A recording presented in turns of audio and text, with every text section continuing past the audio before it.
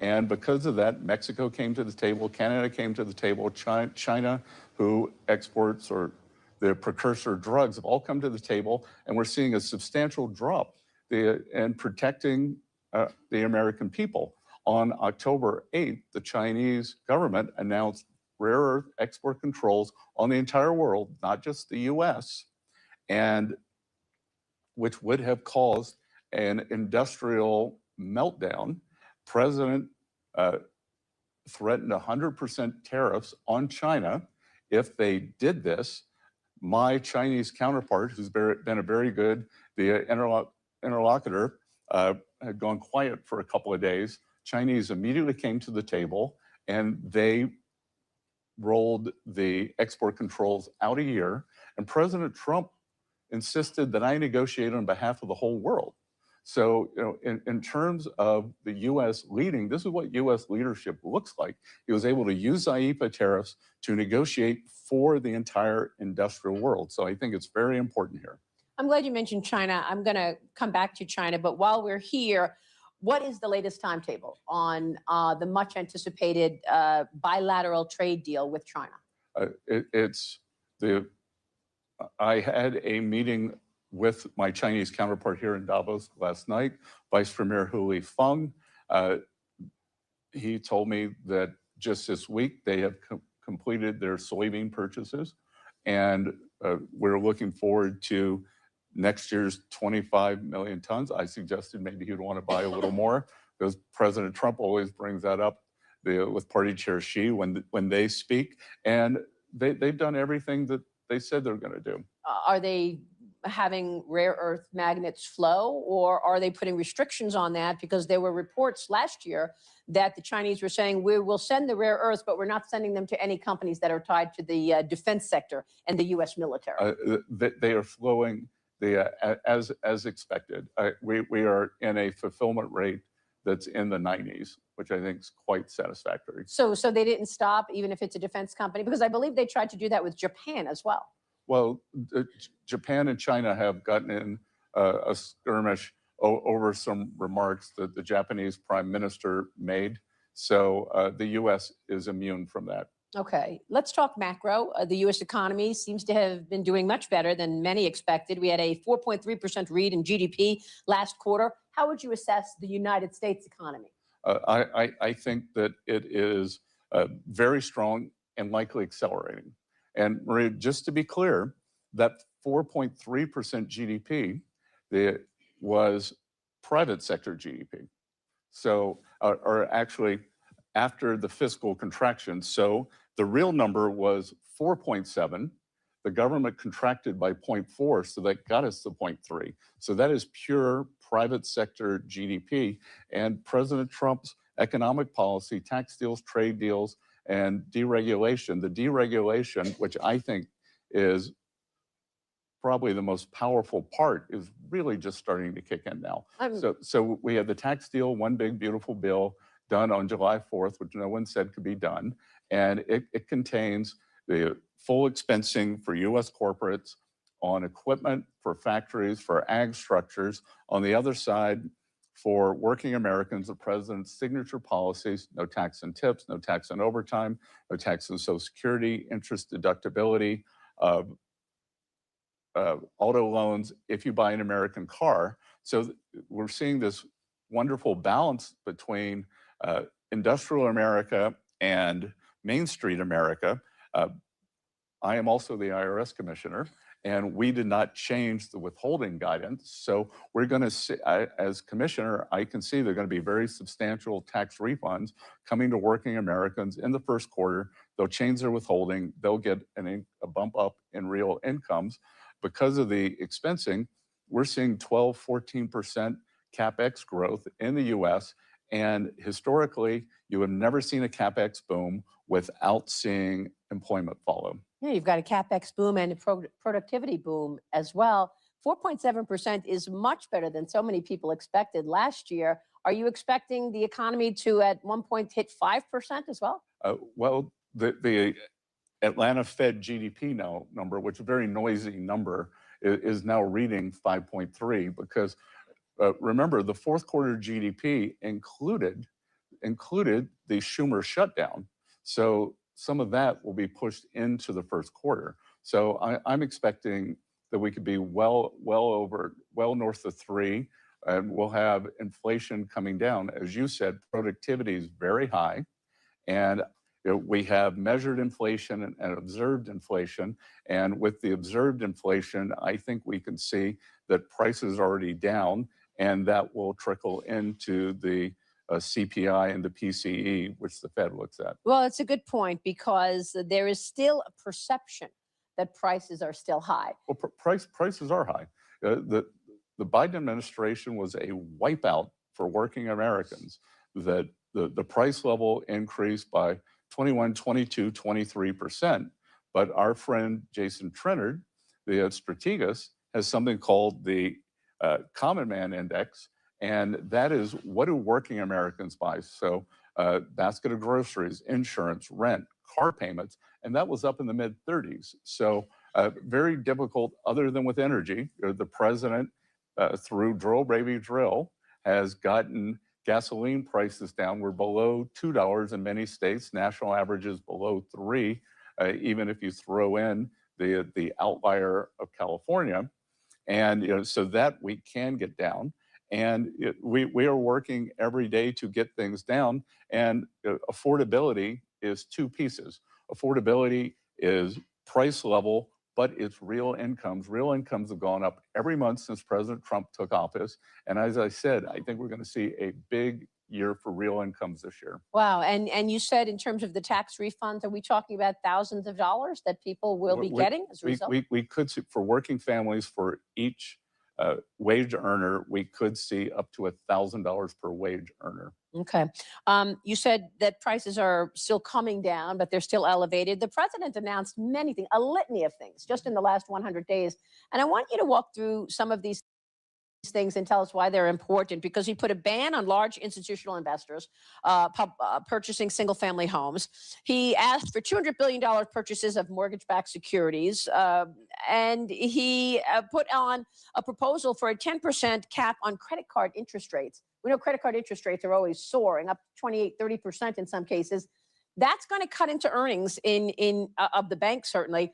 And he also teased something about 401ks, that you would be able to tap into your 401k to then buy a home. Walk us through these things. Why are these so?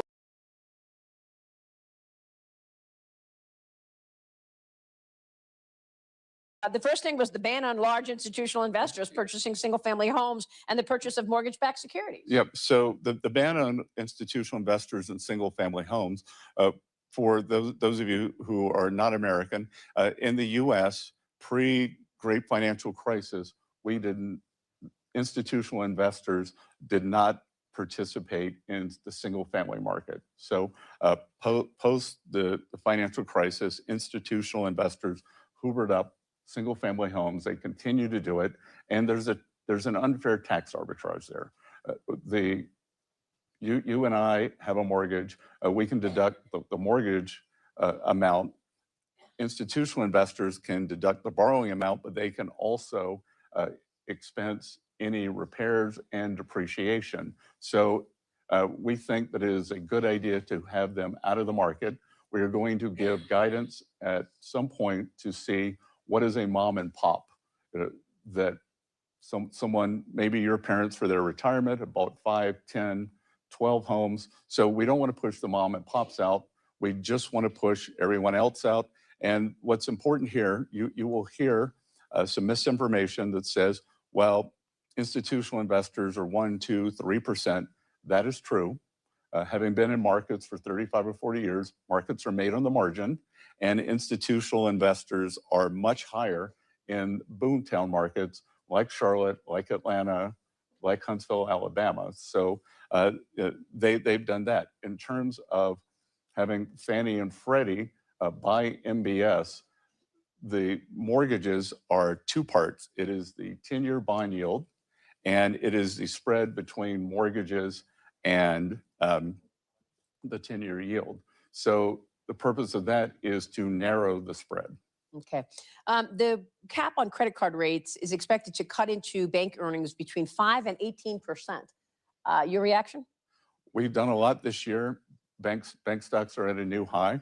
That through my position on FSOC, the Financial Stability Oversight Council, and the three bank regulators, the Federal Reserve, the OCC, the FDIC, we have done a lot to deregulate banks. Their earnings are way up. More importantly, it has increased their lending capacity. Oliver Wyman's numbers, not mine, estimates that there's 2.5 trillion of extra lending capacity. The other thing that has been a focus of this administration and a focus of mine is small and community banks, because what happened after the great financial crisis, all the regulations from Dodd-Frank, we had too big to fail. But then with small banks, you were too small to succeed. This regulatory morass, we have lost more than 50% of the small and community banks. And they power small business lending, real estate lending, and ag lending. So we are trying to bring that back. Yeah, it's a great point, because farmers really need the lending of these small community banks. Look, Secretary, I want to get your take overall on your thoughts on what you've done so far, because the president back last year, right after the inauguration, I sat down with the president and I asked him what he wants the economy to look like in 4 years when he's done. And he was very clear. He said he wants private enterprise to rule the day. 1 year later, you've taken a 10% stake in Intel. You've taken a stake in MP. Now, I know that these are national security issues. And the other day, the president told the defense contractors, don't pay dividends, don't buy back any of your stock. You need to be fulfilling what the country needs in terms of producing a weapon. So what do you want to say to people who say, look, here is a so-called capitalist president and a Treasury Secretary, and yet it's not private enterprise running things. The president is telling the defense contractors what to do, and you've taken stakes in these companies. A couple of things, Maria. I think the only good thing that came from COVID was it was a test run for what would happen if our supply chains were ever broken due to a kinetic war. So we saw that there are 5, 6, 7 key industries that we have to reshore. So everything you just said, rare earth magnets, we've got to get out from under China's grasp. The semiconductors, I would say that the single biggest threat to the world economy, the single biggest point of single failure, is that 97% of the high-end chips are made in Taiwan. If that island were blockaded, that capacity were destroyed, it would be an economic apocalypse. So we are reshoring the semiconductor industry to the U.S. With the defense contractors are no different than the systemically important banks. They exist, like the systemically important banks exist because of the backstop from the Fed, because of the regulations, and these defense contractors have let down the American people. They have let down the American people. They are 5, 6, 7 years behind on fulfillment of their contracts, and they exist because of the U.S. Department of War. So I do not think it is unreasonable to tell them that until further notice, you need to build more factories and buy back less stock. And by the way, Maria, these CEOs making $30, $50 million a year for failing the American people. So I don't see any discrepancy there. And it's, as you said, everything on your list is national defense. And so once they get to some normalized level of backlog, I don't know whether it's 2 years, 3 years, then we can talk about removing those restrictions. So what you're saying is you want private enterprise to lead the day, but when it comes to national security, the government will be a shareholder. And again, a lot of this isn't private. You know, we have seen what happens when the free markets get kind of perverted. Because what happens with critical minerals, that several companies have tried to stand up critical minerals facilities in the U.S., and the Chinese come, lower price, undercut them, and then they're bankrupt. So we are going to put in a system, price floor, price ceilings, and when you talk about multilateralism and the U.S. leading, I just hosted at Treasury last Monday the G7 plus, so G7 plus Australia plus India plus Mexico plus South Korea, and we are working at warp speed to create a critical minerals block where we can mine, process, and refine critical minerals, and China won't have this sword over our heads. So how long do you think it will be until the United States is in fact independent in terms of the refinement of these minerals, independent in terms of oil, et cetera? I mean, I know that the U.S. is the largest producer anyway, but do you expect this year, next year? What's your timetable in terms of the U.S. not relying on China for these things? Well, obviously for energy, we are independent. We're an energy superpower.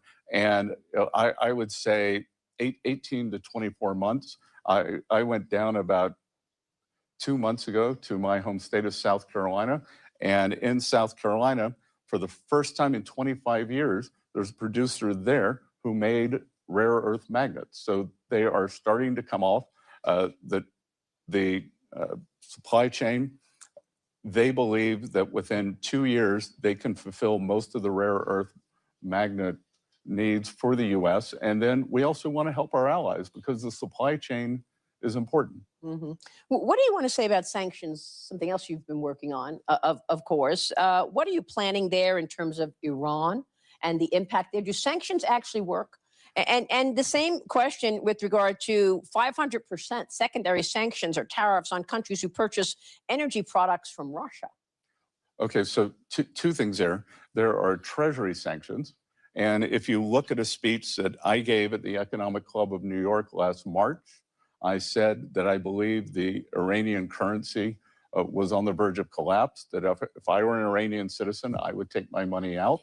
President Trump ordered Treasury and our OFAC division, Office of Foreign Asset Control, to put maximum pressure on Iran, and it's worked. Because in December, their economy collapsed. We saw a major bank go under. The central bank has started to print money. There is a dollar shortage. They are not able to get imports. And this is why the people took to the street. So this is economic statecraft. No shots fired. And things are moving in a very positive way here. On the 500% tariffs on the buyers of Russian oil, that is a proposal that Senator Graham has in front of the Senate, and we will see whether that passes. We don't believe that President Trump needs that authority, that he can do it under IEEPA, but that the Senate wants to give him that authority. And just to be clear, that we have Europe buying Russian oil still 4 years later, they are financing the war against themselves. India started buying Russian oil after the conflict began, but President Trump put a 25% tariff on them, and India has geared down and has stopped buying Russian oil. And then 3, China is a very large buyer of Russian oil, as they are of Iranian oil, as they were of Venezuelan oil. But guess what, Maria? No more Venezuelan oil for them. So would you treat China the same as the others in terms of buying Russian oil with regard to tariffs and sanctions? Well, we'll see what happens with this Senate bill, and with the Iranian oil. That'll be up to President Trump. Secretary, what do you want to say about artificial intelligence and the idea that AI efficiencies will likely kill jobs? A lot of people are worried about jobs.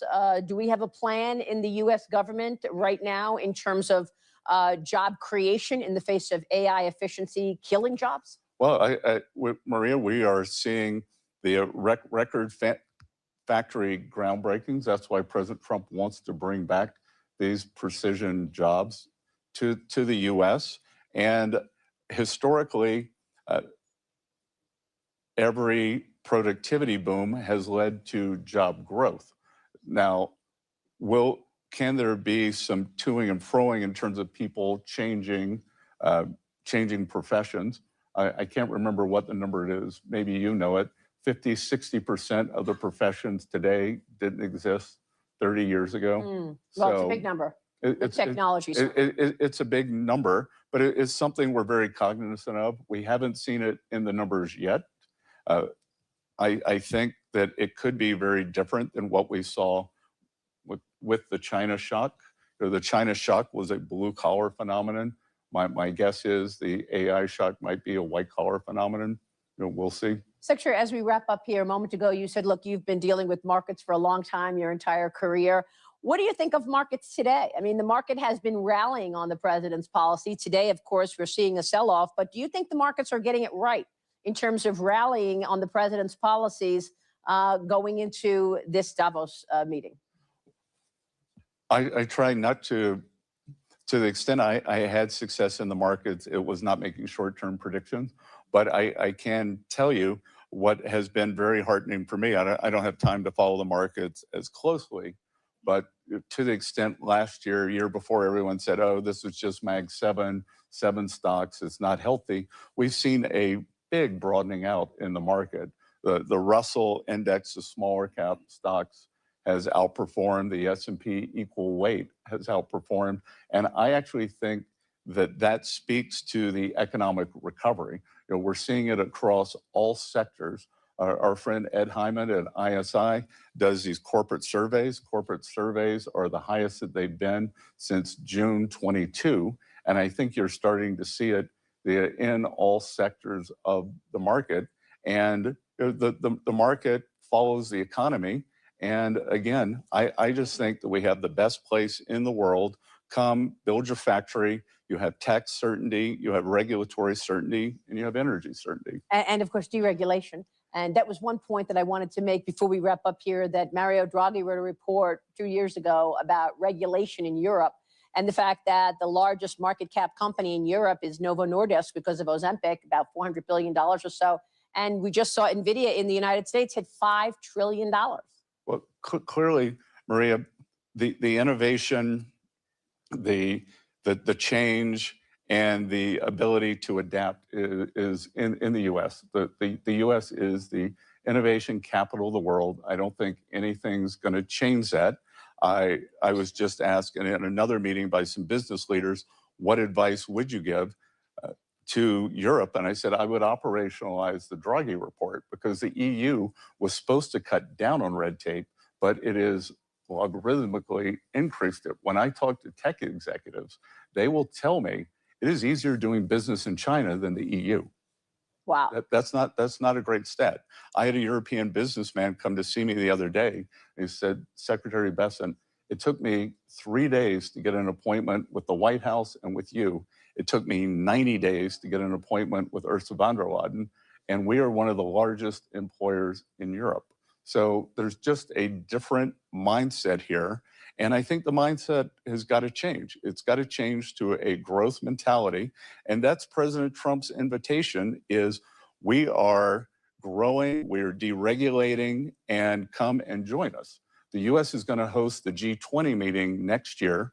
And on the finance track, we have identified the greatest financial risk as a lack of growth, because post-COVID, every government balance sheet has ballooned, and we have this gigantic government debt.